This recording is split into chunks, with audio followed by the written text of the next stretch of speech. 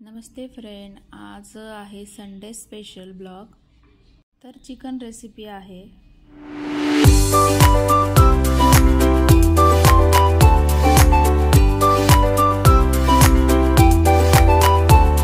तर आता सगळे सण संपलेले आहे आणि आज संडे पण आहे, तर आमच्याकडे आलेला आहे चिकन।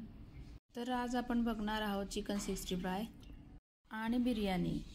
पहिले आपण चिकन 65 करून घेणार आहोत। तर चिकन चांगलं धुवून घेतलेला आहे आणि आपल्याला बाहेर रेडीमेड मसाला भेटतो, तो मसाला आपल्याला मिक्स करायचा आहे। थोडंसं आलं, चवीनुसार मीठ आणि सगळं मिश्रण एकत्र करून आपल्याला डीप फ्राय करून घ्यायचे आहे।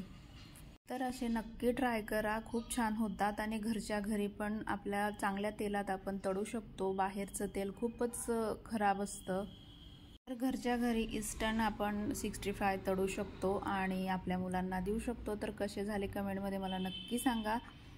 तर माझ्या मुलांना आणि आहोंना इतके आवडले, तर परत त्यांनी मला फ्राय करायला सांगितले, म्हणजेच डीप फ्राय करायला सांगितले। आणि हे बघू शकता तुम्ही की मी आता ते करते आहे।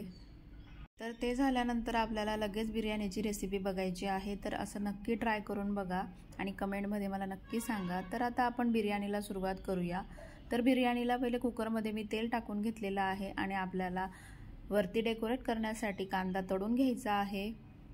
तर मीने थोडासा कांदा तळून घेतलेला होता। नंतर मी त्याच्यात खडे मसाले टाकलेले आहेत आणि बारीक चिरलेला कांदाही टाकलेला आहे आणि चांगलं परतवून घ्यायचं आहे। जोपर्यंत कांद्याचा कलर बदलत नाही तोपर्यंत आपल्याला परतवायचं आहे। नंतर हिरवी मिरची आणि टोमॅटो टाकायचा आहे, त्यांना पण चांगलं मिक्स करून घ्यायचं आहे। इकडे आपण सुहाना मसाला टाकणार आहोत, बिर्याणी सुहाना मसाला आहे। तर इकडे आपण पूर्ण ती पोळी टाकून देणार आहोत आणि तिखट 3 चमचे टाकायचे आहे, कांदा लसूण चटणी। तर कांदा, टोमॅटो, हिरवी मिरची कलर बदलोस तर आपल्याला परतवून घ्यायचं आहे। नंतर आपण धुतलेलं चिकन, त्याला आपण आलं लसूणची पेस्ट लावली होती ते त्याच्यात टाकायचं आहे, चांगलं मिक्स करून घ्यायचं आहे। थोडीशी हळद टाकायची आहे आणि इकडे आपण 3 वाट्या राईस घेतलेला होता, तो धुवून आपण त्याच्यात मिक्स करायचा आहे।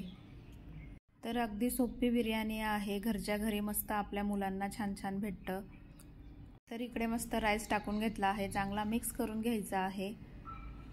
आणि इकडे मी 3 वाट्या राईस घेतला होता म्हणून 3 ग्लास पाणी टाकलेलं आहे। थोडंसं मिस्टरांना तिखट पाहिजे होतं म्हणून मी वरतून तिखटही टाकलेलं आहे। तेलात चांगलं परतवून घेतलेलं आहे त्या तिखटला पहिले आणि मग नंतर बिर्याणीमध्ये मिक्स केलेलं आहे। वरतून आपण बारीक चिरलेली कोथिंबीर टाकायची आहे, परत एकदा मिक्स करून घ्यायचं आहे। चवीनुसार मीठ टाकायचं आहे आणि कुकर बंद करून द्यायचा आहे आणि 3-4 शिट्ट्या झाल्यानंतर आपली बिर्याणी रेडी आहे। तर बिर्याणी आणि 65 ची रेसिपी तुम्हाला कशी वाटली नक्की कमेंटमध्ये मला सांगा आणि ब्लॉग जर शेवटपर्यंत बघितला असेल तर छोटंसं लाईक, शेअर, सबस्क्राईब करायला विसरू नका। Bye friends.